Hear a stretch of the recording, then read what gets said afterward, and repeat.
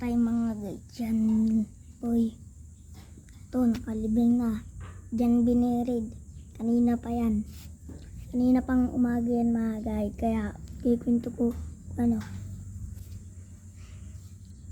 sila ay naglalaro.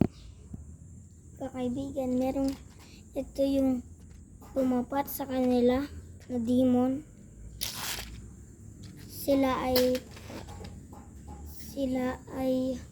munti ka nang namatay. Ito ang munti ka nang namatay. Pero nahimatay lang siya.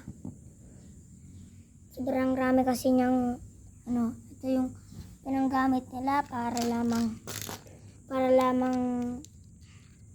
masave ang kanilang kaibigan. Pero nahuli na ang lahat.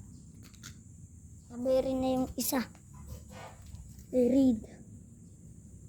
Saan yung wait niya mga guys?